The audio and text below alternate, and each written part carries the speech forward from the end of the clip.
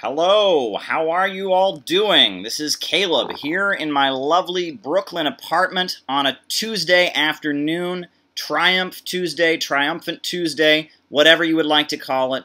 Glad you're joining me here on YouTube Live. What a wonderful day it is. I am taking this summer day off, and I am here, and I figured I would check in with all of my friends here on social media. All of you all around the world who watch me on YouTube Live, welcome, welcome, welcome. The struggle continues. The world is changing. The crisis continues to break out. A lot to discuss today. Now, folks will have seen that there are new sanctions that have been imposed against the Islamic Republic of Iran by the Trump administration. That's the big news today. And we're looking at a divide because it appears that forces in Europe, in particular European Union countries, do not agree with the White House taking these sanctions. Furthermore, we'll also notice that Canada and Saudi Arabia are having a spat. Teachers are being sent back. This is quite a spat that's taking place, and this divide in the Middle East between allies of the United States, between Qatar and Turkey, which has historically been aligned with the United States but is the Muslim Brotherhood, and Saudi Arabia, that is Wahhabis, that these two forces that were key in bringing down the Libyan government, this alliance of Islamic forces, Sunnis, well, it seems to be pulled apart. There's talk that Saudi Arabia was even talking about invading Qatar, rumors about that. So we now see this divide playing out with Canada and Saudi Arabia having a fight, all kinds of things playing out. We see Samantha Power, a figure from the Obama administration who ultimately became the UN representative under Obama, who approved of Saudi Arabia's attack on Yemen, suddenly giving a press conference and denouncing what Saudi Arabia has been doing in Yemen, which she gave the green light to when she was in the United Nations. We are seeing a big divide. Meanwhile, the Islamic Republic of Iran, the Rouhani administration that took office on a platform of negotiating and getting along with the United States, despite the fact that they have been trying to say that they don't want to call the USA the Great Satan, that they want to negotiate, didn't seem to matter, because as soon as Trump came in, the hostilities escalated, sanctions were reimposed, and we see the Rouhani administration talking a tough line and saying that these sanctions will not deter them, and that they are not deterred by U.S. aggression. Crazy, crazy situation. I am someone who has actually been to the Islamic Republic of Iran, and I will say that country holds a special place in my heart. I mean, this is a country that really, I mean, you want to talk about a country that has pulled itself up by its own bootstraps. You know, there's all this talk in the media, you know, all the Trump administration plays out this idea that somehow the Iranian government has impoverished Iran. That is the opposite of what I saw. You know, when the Islamic Republic came into power, they promised that they were going to bring everyone in the country running water, electricity, and a telephone, and they did it. And during the Iraq-Iran war, at the time the country was invaded in the aftermath of the Islamic Revolution, the supreme leader of Iran at that time, Khomeini, the leader of the revolution, launched what he called a construction jihad. And all over the country, at the same time they're fighting a war and being invaded, Iranians were mobilized to build new power plants, to build new hospitals. You should go to Iran. You know, the impression that Americans have of Iran is they think this is like a country that's just all desert or something. You should see the amazing highways they've constructed, the amazing skyscrapers that they have built, the level of economic development that the Islamic Republic has brought to the country, using their oil resources, right? Selling their oil resources on the international markets, then using the money to build up the domestic infrastructure to improve the lives of average Iranians. It's amazing. In Iran, you know, the population is basically guaranteed employment by the state. They have these things called the Basij, or the mobilized oppressed. They're like community councils that enforce the goals of the revolution on a local level. They call their system not capitalism, but Islam. They say it's neither east nor west. They reject capitalism. They call it the Islamic system. The major centers of economic power are controlled by the government and by the Revolutionary Guards. There's a lot of private businesses there, but the private businesses are forced to work in the interests of what the highly religious government says. Iran is a country in the Middle East that has established its independence as a country, that has broken out of the Western capitalist system. They're not Marxists whatsoever. They reject Marxism. They embrace the Islamic teachings, the Shia Islam religion. However, they have broken free from the Western capitalist system. And I will tell you, the fact that Iran, all over Africa, there are Africans who go to Iran to study, full scholarship. They go to Iran, they study at the universities, they get an education.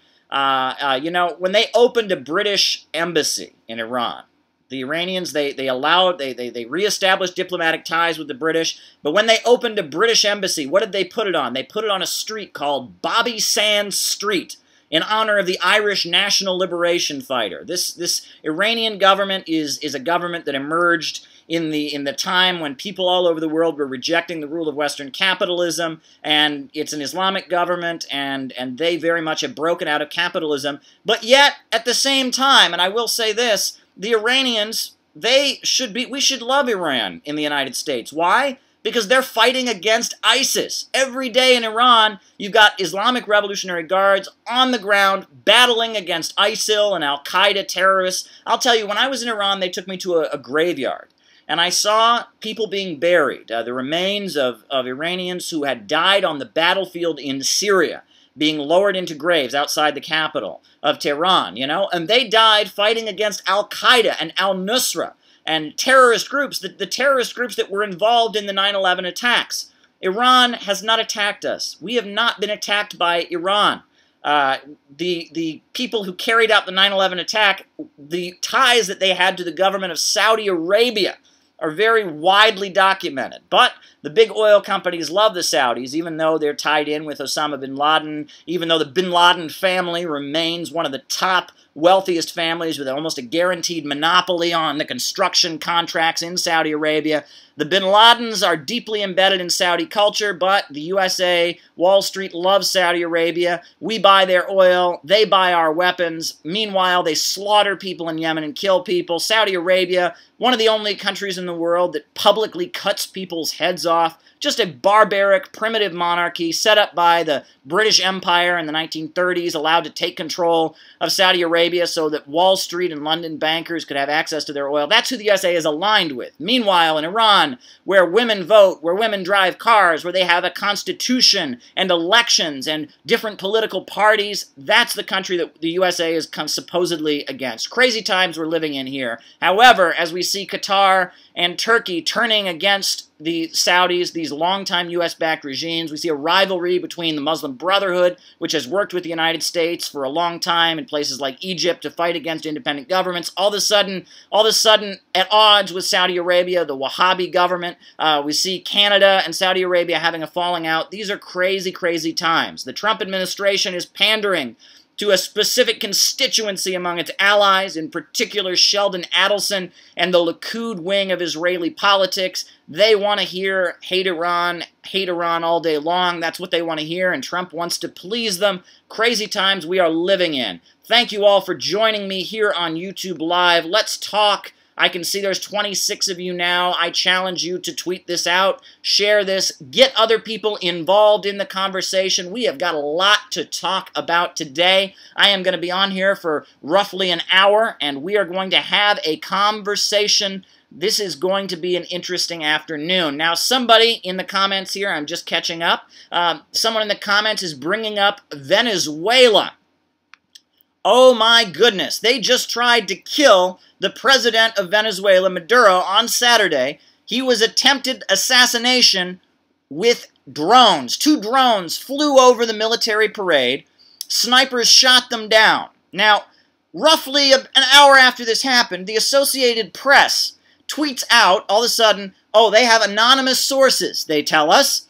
Anonymous sources that say it wasn't a drone attack, it was simply a gas explosion. Simply a gas explosion.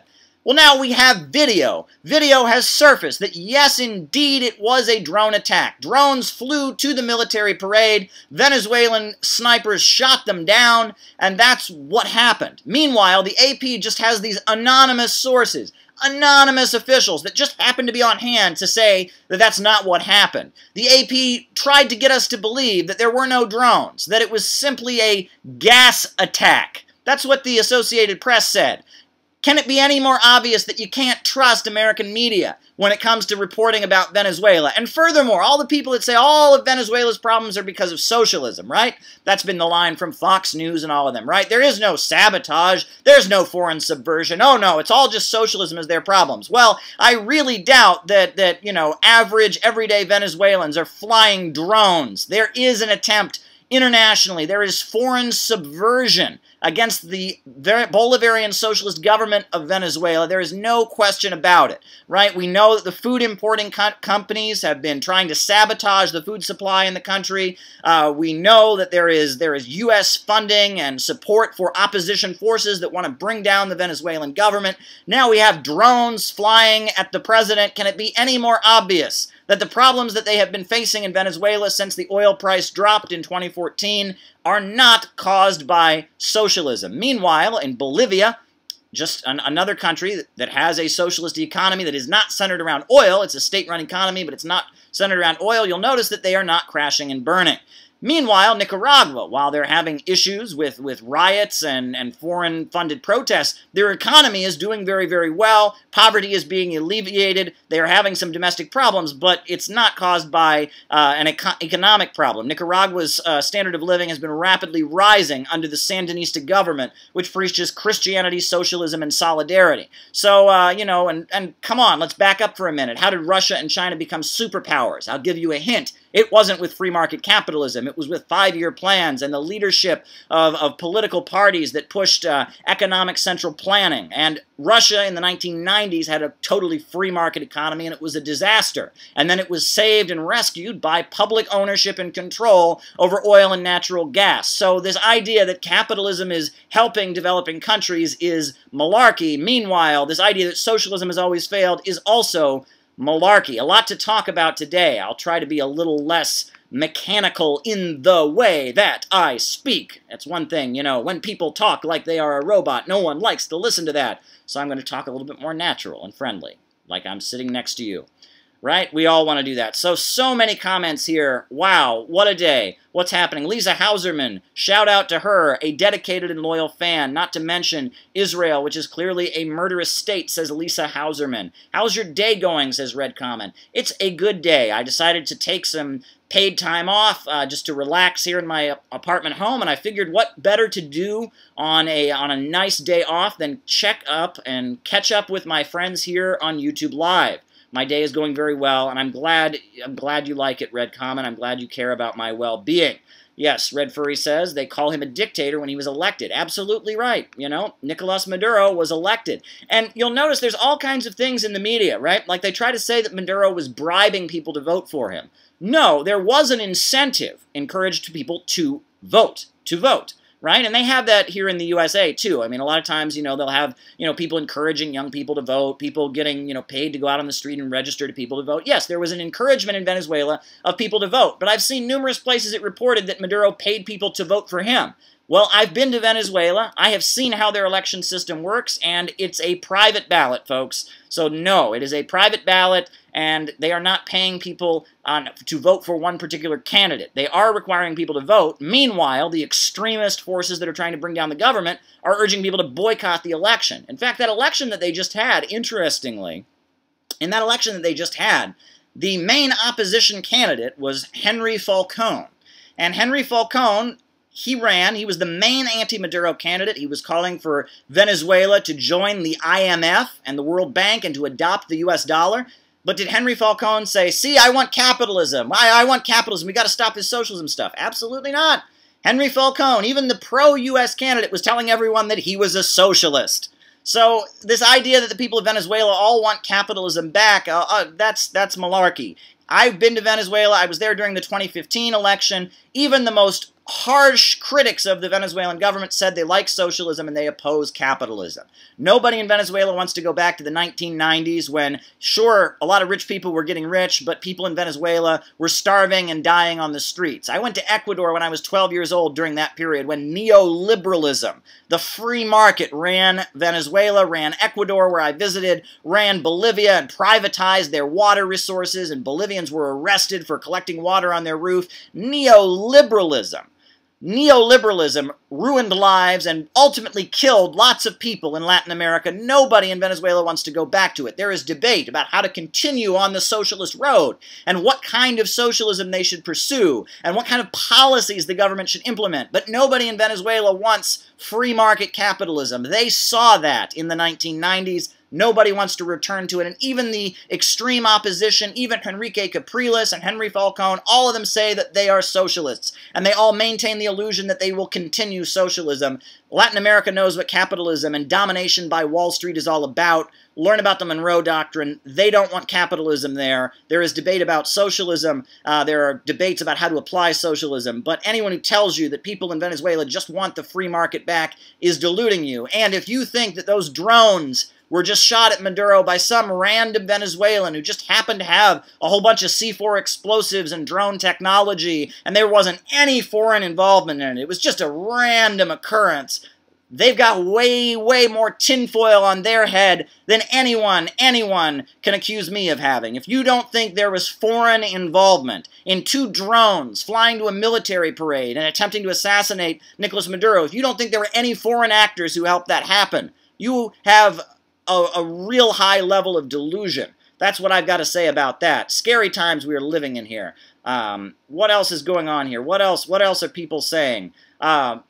else is happening? Well, the Saudi and Afghani kingpins in the CIA connection with the opium field, increase of production, obviously relation, says Red Comment. Well, here's the thing. All right, I think you might be slightly off, right? We don't know what's going on. No one's in the backroom conversations in the deep state. But what I can tell you is this, that the Pentagon military contractors make loads and loads and loads of money selling the Saudis military hardware, selling weapons to Saudi Arabia, which has the 4th largest military budget of any country in the world. Right? Selling the military hardware is a way to make money. The Pentagon, the military corporations that work with the Pentagon, they really like Saudi Arabia. It is a big source of revenue for them. However, the Muslim Brotherhood, which is tied in with Qatar and Turkey, they have been longtime allies of the other wing of U.S. power, the soft power wing of the U.S. government. Let's remember that the Muslim Brotherhood originated in Egypt. It was just kind of a cult in Egypt. It was small business owners who said capitalism was great. They hated socialism with all their might. They loved capitalism, but they said capitalism, everyone should pay, you know, a zakat, and that they provided a lot of services to low-income people, and they were opposed to nationalism. They were just for an Islamic identity, right? And they were opposed to Arab nationalism or any kind of nationalism. And the Muslim Brotherhood had emerged in Egypt, and then, as you'll recall, when Abdel Nasser, the founder of Arab socialism, was elected in Egypt, and Egypt began to try and construct a socialist economy aligned with the Soviet Union in the 1950s. The CIA, the newly formed CIA, the soft power wing of the U.S. government, began working with the Muslim Brotherhood. The Pentagon loves the Saudis, and the CIA and the intelligence wing loves the Muslim Brotherhood. But most of the time that doesn't matter, because in Libya, hey, the Saudis were against Gaddafi, the Muslim Brotherhood was against Gaddafi, they marched as one. In Syria, right, the Muslim Brotherhood was against Bashar Assad, the Saudi Wahhabis were against Bashar Assad, they marched as one. But what we're seeing now is increasingly a divide between the Pentagon and the intelligence agencies. That's what it looks like on the surface to me. I'm not in those conversations, obviously. They wouldn't trust me to be in the back room. But it appears to me that there is a divide between the intel agencies and the Pentagon. The Pentagon, they like selling military hardware to the Saudis. They like the Wahhabis that are buying lots of military weapons and shipping it all over the region. Meanwhile, the CIA likes to use the Muslim Brotherhood as kind of a proxy, a soft power force they can use to target independent governments around the world. And it seems that there is a falling out between these two sections of the American government. The Pentagon wing of the deep state loves Saudi Arabia. The CIA and the intelligence agencies love Qatar and Turkey and the Muslim Brotherhood. And there is an increasing division between those two forces. That's what I think is going on here. And now as we see Canada have this falling out with the Saudis, it appears to me that Europe is much more friendly to the soft power and intelligence wing of the U.S. deep state, whereas, meanwhile, the Saudi government and the Pentagon is rather hostile to Europe. They don't really care for getting along with Europe. And you'll remember that Obama, during his campaign, he went all the way to Berlin and campaigned in Berlin and got all this applause in Berlin. Meanwhile, you'll remember the Trump administration continues to have fallings out with Europe. Trump has even made statements supporting Brexit. So, as you can see, there's a division here. What relationship should the USA have with Europe? The Pentagon says, screw Europe. We can do whatever we want. Don't you remember freedom fries, right, during the Iraq War? Meanwhile, the CIA's job is to make everyone like the United States. The USA is Mr. Nice Guy. We just go around helping people win freedom, and we don't intervene in foreign countries, and you know, so this is a division. There's a division in U.S. foreign policy. The Trump administration wants to escalate with Iran. That's pretty clear. The Pentagon loves military hardware. A new Cold War in the Middle East would mean lots and lots of weapons sales. They can sell lots of weapons to Saudi Arabia and its allies, and they can build up their arsenals. Meanwhile, the Central Intelligence Agency, their approach to Iran is let's soften things up, right? Let's make a deal. Let's get some American businesses doing business there in Iran. Let's be all friendly and nice. Let's get Iranians to love us, and then pretty soon we'll be backing protests in the street that'll bring down the government, right? It's much more of the foreign subversion, color revolution model. It's not a direct attack model, and that's the difference. The Pentagon makes money from blowing things up. And the CIA are people who've gone to Harvard and Yale and the best elite schools and learn a lot about how to carefully subvert foreign rivals of U.S. power and global economic hegemony. And it's two different agendas. The Pentagon wants to have big wars and blow things up. The CIA wants to work behind the scenes and carefully get people to, you know, do what the USA wants and fund proxies and be very mysterious. It's a very different approach. Peace through strength is the Pentagon line, right? They don't care, right? Peace through strength. Who cares if the rest of the world likes us as long as they're terrified of us? Meanwhile, the CIA says, let's be Mr. Nice Guy. Let's let the world think that we never intervene. Let's talk. Let's have diplomatic relations. And meanwhile, behind the scenes, we'll be subverting things. Let's remember Kennedy created the Peace Corps. Well, the U.S. Peace Corps' relationship with the intelligence agencies is widely understood. But what is the Peace Corps? It looks really nice, right? The Peace Corps, they go around the world helping people. They do nice things. But they also help get information for the intelligence agencies. Kennedy famously said, those who make peaceful revolution impossible make violent revolution inevitable. Kennedy very famously, he encouraged allies of the United States around the world to loosen things up and to be more friendly. He got the government of South Korea to get money from Japan. He negotiated it, and all of a sudden, there was a huge middle class, the creation of the POSCO, the government-run steel industry, or the government-controlled. I mean, it's technically private, I believe, but the government-funded and subsidized steel industry in South Korea. He got the Shah of Iran to have his white revolution, they called it, and start redistributing some land and loosening up some of the strictness of the Shah's regime. The Kennedy approach is soft power, friendly United States, but at the end of the day, that doesn't make a lot of money. And you'll remember at the time of Kennedy's assassination, the forces tied with the Pentagon thought that Kennedy was awful. They thought he was a traitor. They thought he was a sellout and a phony. Kennedy didn't want to go full into Vietnam. He didn't want to invade Cuba after the Bay of Pigs invasion failed. Kennedy was close to the intel wing, to the soft power wing of U.S. foreign policy, and ultimately Kennedy was assassinated and the Vietnam War escalated, right?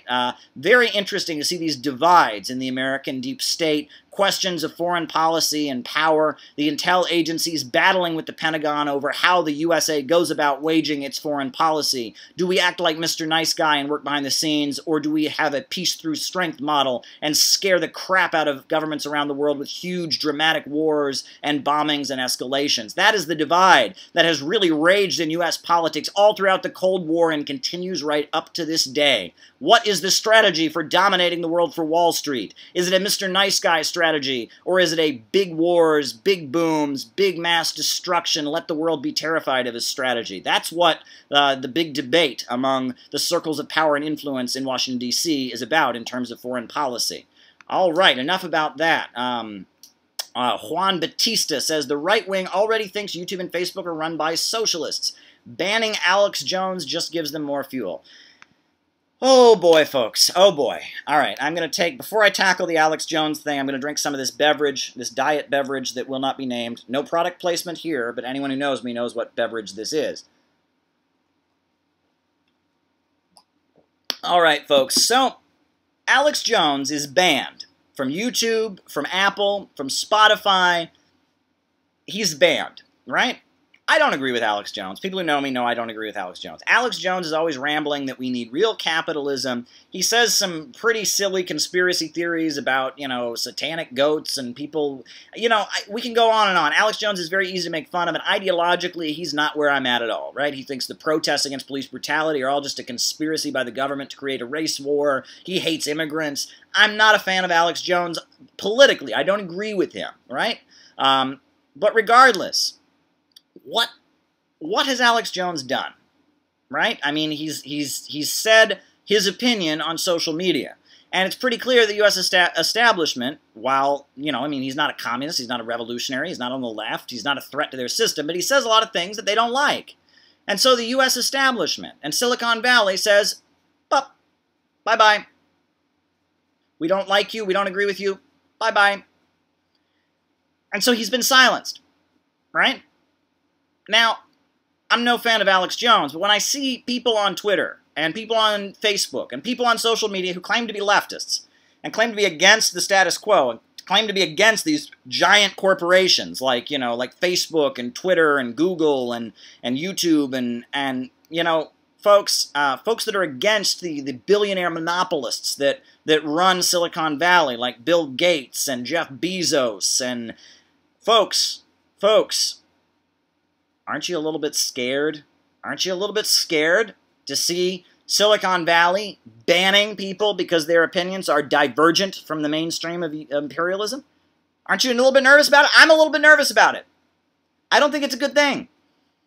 If they can do it to Alex Jones, you can bet they can do it to other folks too. They can do it to other people. They can. This is setting a precedent. People want to make it out, oh, there's no free speech for racists. Oh, well, again, you can have your opinion, but we're not talking about you silencing people by protesting them. We're talking about the most powerful forces in the Western world setting precedents where they can silence people that they disagree with. And do you think for a minute, that they can't use it against you if they use it against Alex Jones? They can. They totally can. Look, all right, Alex Jones thinks a lot of crazy things, but, in the mainstream media, the tone that they have is if you don't believe that everything they say against the Syrian government or the Russian government or the Chinese government is true, if you question any of that, you're just as crazy as he is, right?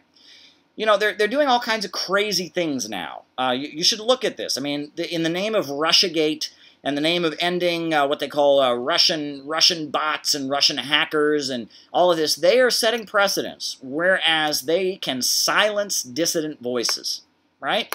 And if you're on the left and you don't like Trump and you applaud this, you are shooting yourself in the foot, because the Bernie Sanders opposition is rising within the Democratic Party. And there are forces. Look, have you noticed that Bernie Sanders has been posting a lot of stuff on his social media criticizing Jeff Bezos?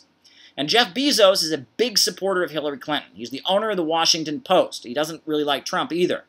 But there seems to be a fight there, as the Bernie Sanders wing of the Democrats is fighting back against Jeff Bezos, who runs these sweatshops. Look at the conditions these people work in at Amazon, right? These sweatshops, the way people are just worked horrendously in the Amazon facilities, right? He is a bad boss if there ever was. This is a guy who's treating his employees very badly, squeezing profits out of them. And Bernie Sanders has been posting against him. Do you think that Jeff Bezos and the Silicon Valley elite and Bill Gates and forces like that, do you think that they won't try to silence the Bernie Sanders wing of dissent? Do you think that they won't try to silence people that are anti-imperialist and don't agree with their wars? We should be worried about the situation with Alex Jones. And if you can't see that, if you're just all caught up in, I don't agree with Alex Jones, I'm sorry for you, and you're being detrimental. I'm not a fan of Alex Jones. I really am not a fan of Alex Jones, but if they can do it to him, they can do it to other people, and it'll be a lot easier. There's all this outcry this time, but next time there won't be as much outcry when they silence somebody. And if people are a lot less well-known than Alex Jones, it'll be a lot easier to silence them. Alrighty. What else is going on here? What are your thoughts about what is happening in Nepal with the communists unifying, says PAB. Well, Nepal is an interesting situation, right? So Nepal is a very, very poor country. Very, very poor country. And, you know, and in my lifetime, in my political life, when I was in college, I remember the king was toppled. The monarch who was backed by the United States was toppled in this uprising. And now we've seen the communist parties of Nepal unified. And now we've seen Nepal talk about joining the new Silk Road. Nepal is a big part, and China is there investing and building trains and infrastructure. And the communists of Nepal, the Communist Party of Nepal Maoist, or the United Communist Party of Nepal Maoist, for a long time they ran kind of an ultra-left line, right? They took this position, oh, you know, the communists of China are not real communists. Well, but then they took power, right? They stopped being just people that were waging an armed guerrilla war, and they became the ruling party. And they saw that when you are the ruling party, things are not as easy as you think they are. And they gained a new respect. And now a lot of the communists in Nepal that used to have a very hostile approach to China and didn't like Deng Xiaoping and were very hostile to China, a lot of them are now very, very friendly to China. We've just recently seen the unification of the communists of Nepal into one party, and Nepal really, you know, embracing Xi Jinping's theories. And a lot of these Maoists in Nepal who were sectarian and were taking an ultra-left position and were supporting the Gang of Four, now we see them, now that they're actually in power, and now that they're actually running the country, they're not waging a guerrilla war up in the mountains, they're actually running the country, they're forced to understand that when you actually run a country, you know, you can't, you know, do real miracles, and you have to have a relationship with the global economy, and that a partnership with China and controlled investment and allowing some of the wealth of the Western world to come in a controlled way so that you can control the market, but having controlled foreign investment, that it's necessary. And that's important. And I think that, you know, Nepal, okay, you know, imagine that today you were in charge of Nepal, right? You were in charge of Nepal. All these people that are really, really, what you might call ultra-left and all that, you're in charge of Nepal now, right? Nepal, deeply poor country, very little industry, you know, mountainous country. You're in charge of the country now. You're in charge. You're the leader of Nepal. How do you make people's lives better? How do you stay the leader of Nepal? Because if you're going to stay in power as a leader of a country, you have to make people's lives better. How do you do it, right? Well, if you're going to make people's lives better, you're going to need to have partners around the world. You're going to need to have foreign trade. You're going to need to have investment. And you're going to need to make the standard of living increase. Right? That as Mao, who both, you know, ultra-leftists and the leaders of China embrace, as Mao said, revolution is not a dinner party. And that, you know, someone asked me that in this live I should talk about Deng Xiaoping, right? I've written, folks know my reputation here. I wrote this book, Getting Rich Without Capitalism, where I talk about China and how it's not a capitalist country. I encourage you to read it. People talk about Deng Xiaoping. So let's back up, right? So the Cultural Revolution happened in China, right? Initially, it was kind of an uprising against the mainstream of the party by Mao and Lin Biao, who was a military leader in China. Mao and Lin Biao, they had this uprising in China. The young people were mobilized. They drove out the sections of the Communist Party that were accused of wanting to take the capitalist road and didn't fully agree with Mao. That was the first stage of the Cultural Revolution, where you had the Red Guards, right? But then after that, right, Lin Biao, who he wrote a document, gave a speech called "Long Live the Victory of People's War," which is he urged the Chinese Communist Party to kind of lead a global uprising against the United States. He called out the Soviets, not saying the Soviets were imperialists, but saying the Soviets were betrayers of people's war, was the line. And Lin Biao was basically saying that Mao's military strategies about the countryside and then the cities should apply on a global scale. Third world countries should have socialism first, surround the first world, and this was Lin Biao's political line. Well, Lin Biao was removed. People don't know exactly what happened. There's talk that he was on an airplane trying to get to the Soviet Union that was shot down, or there was a plane crash, or no one really knows what happened to Lin Biao. So Lin Biao was removed, and I'm probably butchering these names and not saying them correctly, and I apologize to Chinese listeners. So Lin Biao was removed. So after Lin Biao, you had the rise of the Gang of Four, and that's Mao Zedong's wife, 3 other people, the Gang of Four. And immediately all the Red Guard young people who'd been kind of the foot soldiers of the Cultural Revolution were deported from the cities to the countryside. So they're out of the cities in the countryside. They're in the countryside, you know, they're working, doing agricultural work in the countryside. The factory workers are working in the factories, and almost every day, the Gang of Four has a down with something campaign, right?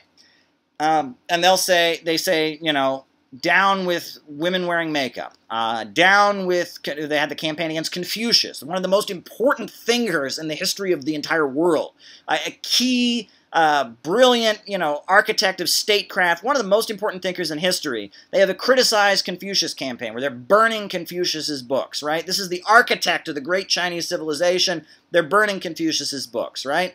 They have rallies on the border with North Korea, calling Kim Il-sung a fat revisionist pig because he will not, you know, he's neutral between the Soviet Union and China.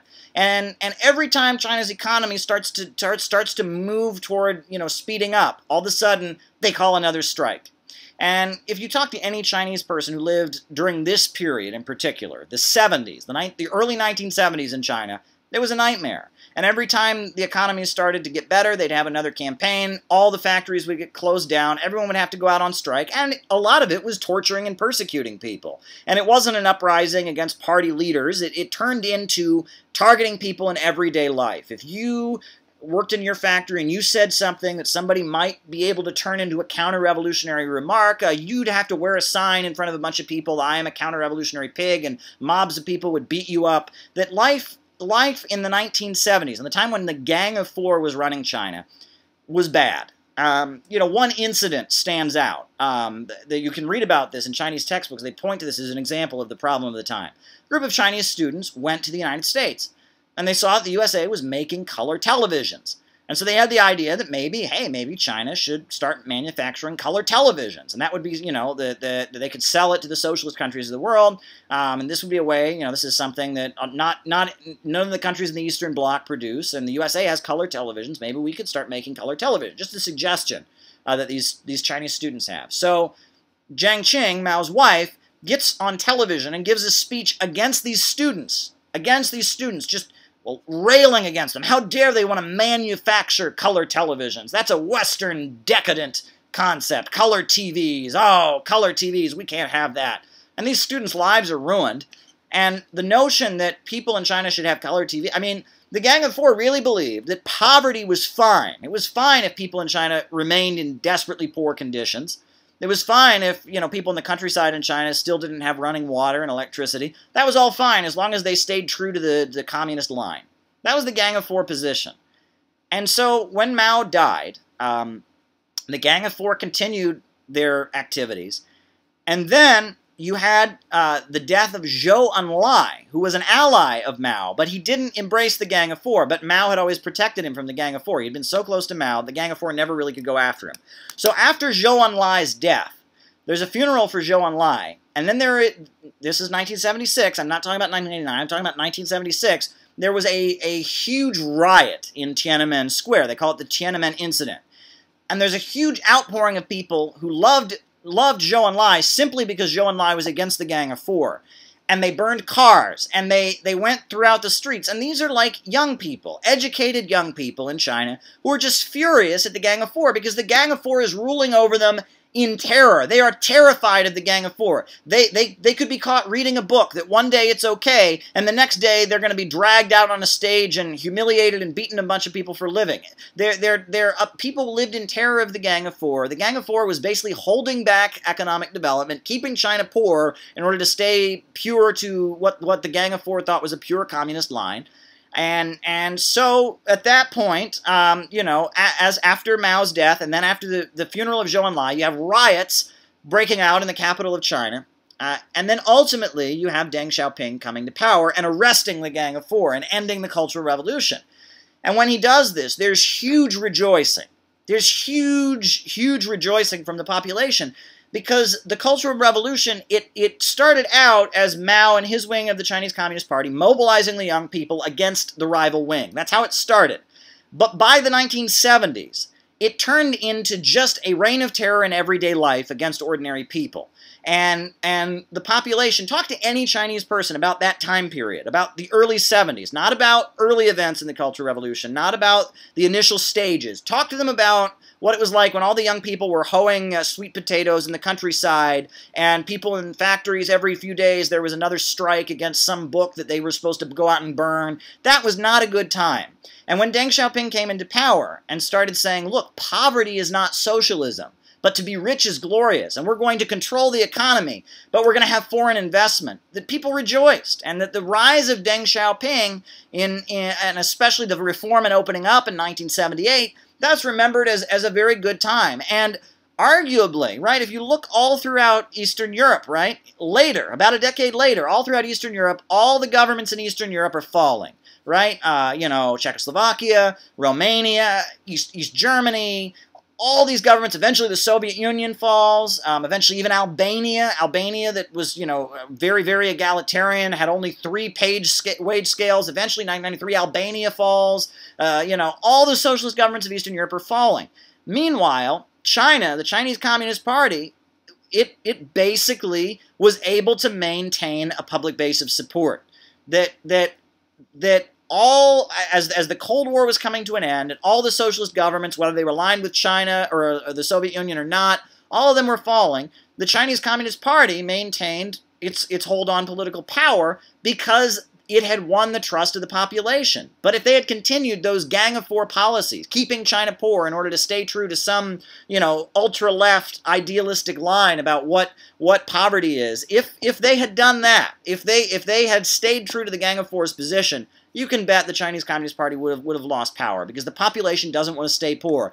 People don't want to be poor. People don't want to stay poor, right? That's what a lot of far-left people from the middle class don't understand, that no one in the world says, you know what, I want to be poor so that I can be a true communist. That's delusion.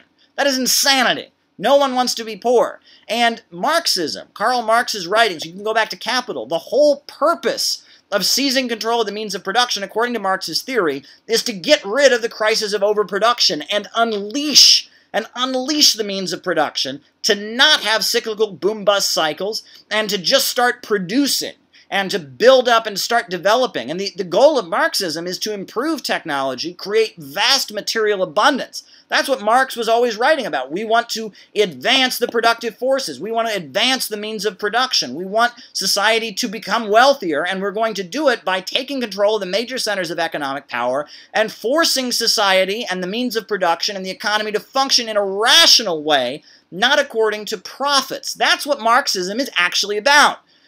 It's not about everyone being poor and it being equal. That's not what Marxism is about. That's what Pol Pot in Cambodia was about. That's what the Gang of Four was about. That's what a lot of, you know, weird hippies in the United States are about. But that's not what Karl Marx is about. Marxism is about raising the standard of living, advancing human civilization, increasing the level of productivity, and making everyone wealthier, making a world wealthy. That's what it's really about. It's about increasing the standard of living, and that's why I called my book Getting Rich Without Capitalism. That's what people don't understand. Marxism is not about embracing poverty so it can be fair. And that's why a lot of people in the United States are confused. I'm convinced a lot of people in the USA are hostile to socialism because they think, look, I worked hard my whole life, right? A lot of people will tell you this, right? Well, I worked for years in a factory, or I worked for years in a job I hate with a boss who's being mean to me. They'll tell you, and I saved up and I got myself a house. And what the communists want to do is take that house away from me. No, they don't. In fact, the rate of home ownership in socialist countries is very high. That's one thing socialist countries tend to do, is enable people to own their own homes. You know, this notion that socialism is about taking the wealth that working class people have worked so hard to get, that's a delusion. That's an illusion. And that is why I think a lot of people in the United States who have a house or a car are convinced that they should align with the capitalists and imperialism against people in the third world, because they're convinced that socialism is about keeping people from having houses and cars. No, socialism is about keeping people from making billions and billions and billions of dollars by keeping the world in a state of poverty, by holding back economic development. Socialism is not about keeping people from becoming rich. It's about stopping a situation where people are rich by making other people poor. That's the reality. In any system where people become rich by making other people poor, it's deeply wrong. People should see the movie Free State of Jones. Beautiful movie that came out. A Hollywood movie about during the Civil War in Jones County, how there was an uprising against the Confederacy, and these low-income white workers aligned with African Americans. They took up arms against the Confederacy. And I'll never forget, they made a declaration on their behalf when these low-income Southern whites, African Americans, teamed up against the plantation system that was backed by Wall Street. And during the Civil War, they declared the Free State of Jones County. And what was their declaration? Their declaration, the 3 points that they made in the Free State of Jones, their 3 points was that no one should have to fight for a cause they don't believe in, i.e., people shouldn't be drafted to fight for the slave owners. No one should become rich by making someone else poor, which I agree with. And furthermore, anyone who walks on 2 legs is a man, meaning black and white were both human beings. Beautiful episode in U.S. history where we saw low-income white workers who were being drafted and conscripted to fight for the Confederate slave system, teaming up with African Americans to reject the plantation owners. A beautiful moment. And that quote, that second rule in their declaration of the Free State of Jones, no one should become rich by making someone else poor. That is what socialism is about.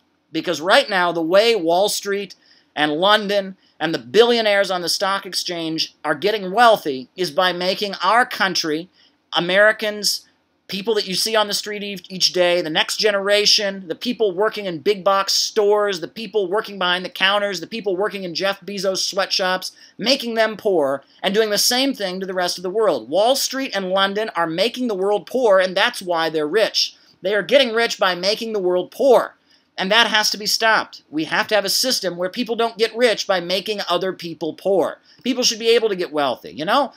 Jack Ma, for example. I have a chapter about Jack Ma. I actually met Jack Ma at the Valdi Discussion Club in Russia. I was there. I was able to see his presentation, be in the same room. It was amazing.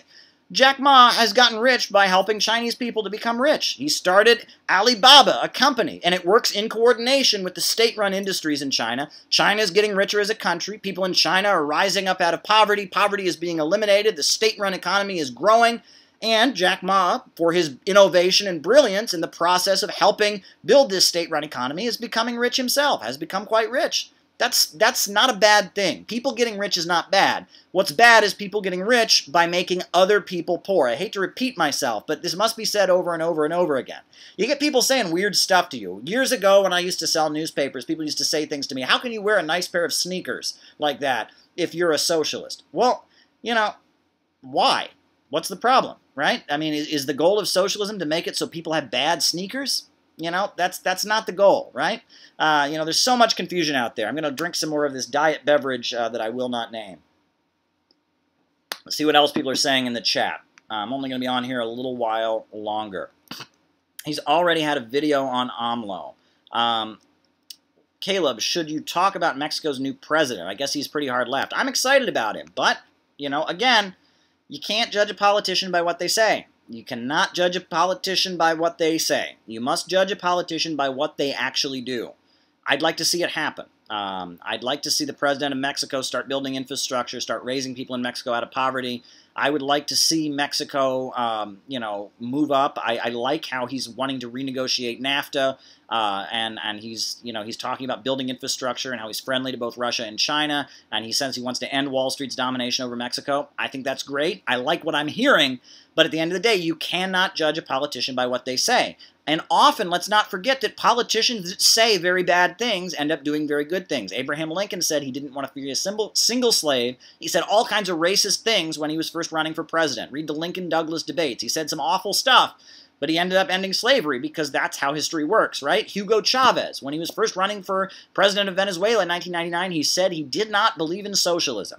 He said he was against socialism. He said he was against both socialism and capitalism. He was for what he called the third way. He was for Bolivarianism. He was against socialism. He ranted and raved against communism. Lo and behold, Hugo Chavez took office and ended up moving Venezuela in a socialist direction. That politicians, what they say and what they do, can sometimes not line up. There are politicians out there that say really, really good things, but never actually carry them out. And there are politicians out there that say really, really awful things and end up doing good things. So you can't judge politicians by what they say. You have to judge them by what they do. Anyone can talk. I talk for a living. I'm talking right now. Anyone can talk. Talking good is not that hard. Actually changing things is quite hard. What else do we got here?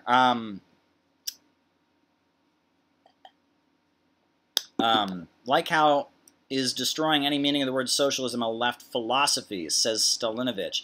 Well, that's the weird thing.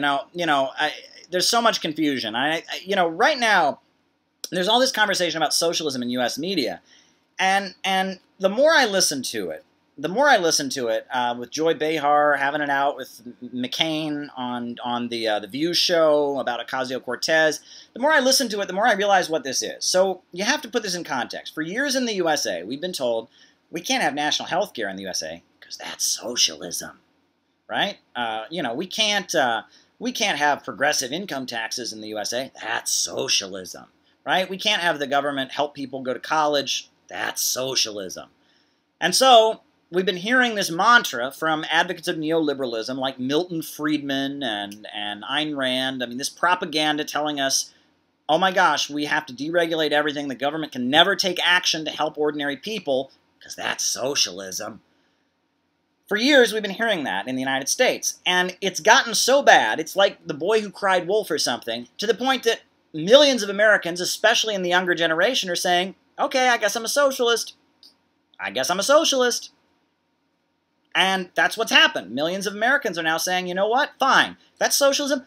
Fine, right? If making sure I can see a doctor when I'm sick and not be in debt because of it is socialism, fine. I'm a socialist. That's what's happened, basically. This is, the next generation has said it doesn't work on them. The whole, that's socialism argument of the libertarians, it's worn off. It's the little boy who's cried wolf, the libertarians who cried wolf, the neoliberals who cried wolf.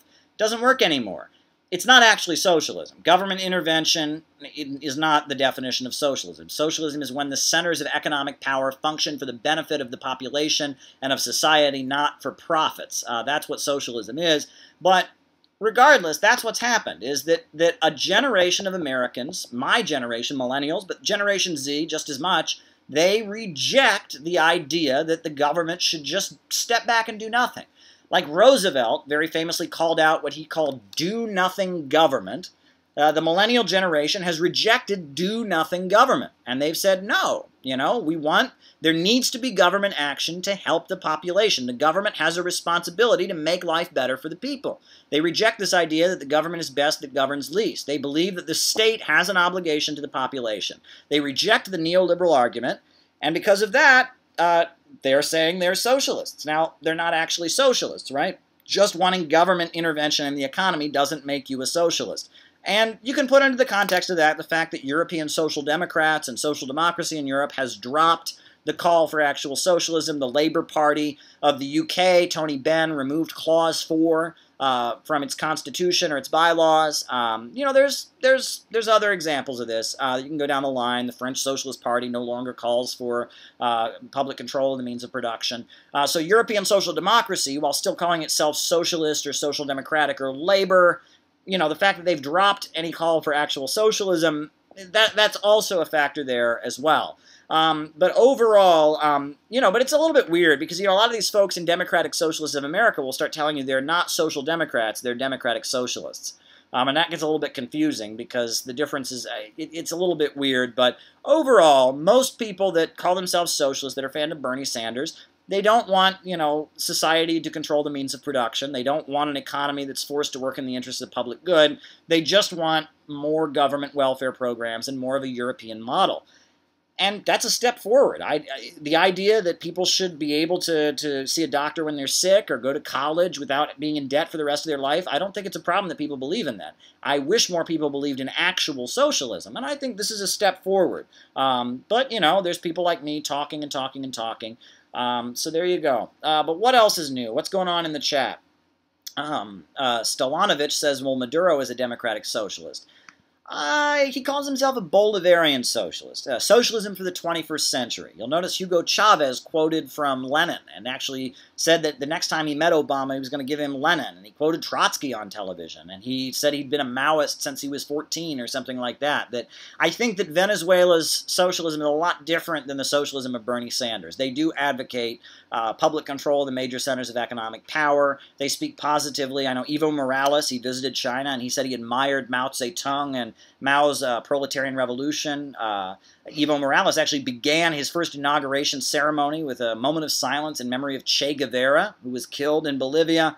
And that they are building economies that are controlled by the state and by the public and not operating for profit. The Venezuelan economy doesn't operate for profit. It's a huge government-controlled oil company, and the economy is centered around it. And that oil company does what the government tells it to do. And most of the economic activity in Venezuela is subservient to that government-owned oil company. So I really don't. I don't think you can equate Maduro. Now, he says he favors democracy. He's critical of some of the restriction, the way the Soviet bloc model worked. And to be fair, the Soviet model's never going to come back, right? That model, it had a lot of successes in terms of conquering outer space and building Russia up into a modern industrial superpower, defeating the Nazis, building the world's largest hydroelectrical power plant, the Dnieper Dam, producing more steel than any other country in the world. The Soviet model had its successes, but ultimately it's not going to return.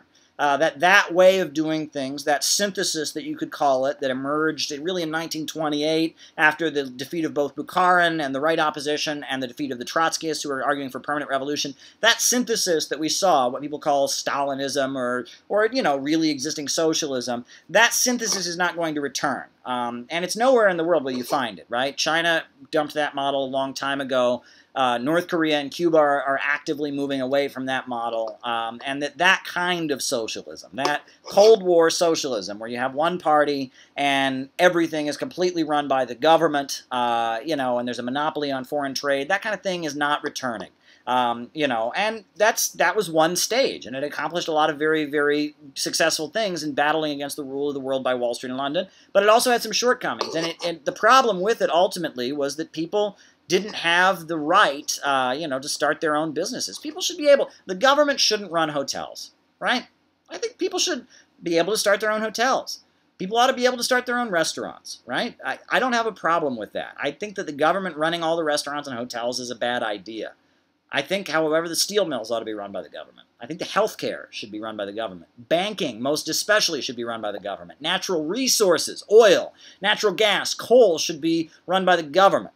But the idea that some small store should be run by the government, that's not the case. And in fact, China, Nicaragua, Vietnam, Cuba, they're doing the opposite. They're helping people to start their own businesses. They're giving them subsidies. They're giving them interest-free loans. They're encouraging people to start their own businesses, their own tourist stores, their own hotels. I think that's a good thing. I really do. And the idea that the government should run, a bakery shop, I mean, come on, really? Do you think the bakery shop... Now, other people argue, well, it should be a cooperative. I think that would be great. I think having every worker have a share of the profits, I think that's a good thing. I'm for that. I'm for cooperatives, but I don't think the government should just have complete control. So that's my say. I'm going to be out of here pretty soon. People who want the new USSR tend to be socialist reactionaries, says History of Socialism. Well, I don't know about that, but I just don't think it's realistic. You can't restore the past, right? That's a line from The Great Gatsby. Remember The Great Gatsby? It's a widely loved novel in the United States, and the character, The Great Gatsby, is this guy who's trying to restore the past, and he's trying to go after this girl that he lost, and he's made himself wealthy through illegal bootlegging. And the big line from the novel and the movie is he says, you can't restore the past. The narrator says to him. And the Great Gatsby, Jay Gatsby, the character who ultimately is destroyed by his looking to the past, says, "But of course you can. But of course you can." And that's the big line from The Great Gatsby. And ultimately, that's the point. You can't restore the past. Maybe things were good in the past, and maybe they'll be good in the future, but you're not going to restore the past. The past never returns. And that's kind of the point of the novel, that people that get caught up in this illusion of trying to restore the past are delusional. And that's ultimately the point of The Great Gatsby novel, is you cannot restore the past. It's a beautiful novel, mind you, and there's a lot of politics in it. The politics is below the surface. For example, the character who's like the banker, the right-wing banker guy, who's good friends with Mr. Chase of Chase Bank, that guy is a Nazi. And the novel was published in the 20s, long before the rise of the Third Reich. But the guy, the banker, the Wall Street banker in the novel, is constantly espousing talk about the Nordic race and the greatness of the Nordic race. And it shows how, in the lead-up to the rise of fascism in Europe, I mean, there was already fascism in Italy, but it shows how, among the rich and powerful, there was already talk of Nazism. And that shows up in the novel a lot. And that F. Scott Fitzgerald, the author, who wrote it based on what he observed among wealthy people in places like Long Island, New York, that there was a rise in fascist consciousness among the rich in the 1920s. That comes across. The other thing that comes across is how the wealthy in the 1920s were really detached from the rest of society. And how they kind of lived in this bubble and they were drinking and partying. And we hear about the roaring 20s and the economy was rising. But part of the reason you ultimately had the Great Depression was because while the economy was rising for this, this new wealthy class of Wall Street folks and, bootleggers and Wall Street casino gamblers, society was staying poor, and you had, the way the conditions for the garment workers in New York City, the conditions for the factory workers, the people making the steel for those Tin Lizzie cars, even the car makers in Michigan and all of that, the industrial workers were in misery. And they just didn't have the spending power to buy all the products that the Henry Ford innovations in technology were having them create. And even though you had this roaring 20s, where you had this new layer of wealthy people that were drinking and partying and watching silent movies and driving around in their Tin Lizzies, at the end of the day, the population overall was getting poorer. And the factory workers, and the 1920s was a bad time for coal miners. It was a bad time for factory workers. It was a bad time for lots of Americans. But it was a great time for Wall Street. But at the end of the day, when the population's getting poorer while Wall Street's getting richer, that only works for a little while. Then pretty soon you have a glut and a crisis. And the same thing that's happening today with the computer revolution happened in the 1920s with the Henry Ford innovations in the assembly line. All this new technology was coming out, jobs were being eliminated, workers were getting poorer, and pretty soon the market was full of products that could not be sold. And that's overproduction. And that's what Karl Marx wrote about back in the 1880s and 1870s. That's what he was talking about with capitalism and how, under capitalism, prosperity and the invention of new technology ruins the economy. And ultimately, you need an economy that is rationally controlled. So technology and society and the working class, the workers are not competing with machines. And ultimately, a rational plan makes it so the means of production can just continue to advance. That's ultimately what Marx was writing about. But I was only going to do this for an hour today, and I stay true to my word. So I have done my 1 hour. I thank you all for joining me. It's been fun. It's been a pleasure. I'm glad you all tuned in. I'm going to go back to enjoying the rest of my day off. You are all my friends. I love you all dearly. I'm glad you all could join me here on YouTube Live. The struggle continues. Be sure, if you haven't subscribed to my YouTube channel, to subscribe. Because if you don't subscribe, you won't get updates about when my next live is. Subscribe to my YouTube channel. Be part of the conversation. Council Com says overproduction is dumb, and he is absolutely right about that. But the capitalists are not rational. They're trying to make profits. So there you go. All my best friends. Toodle-doo. Cheerio. Until next time.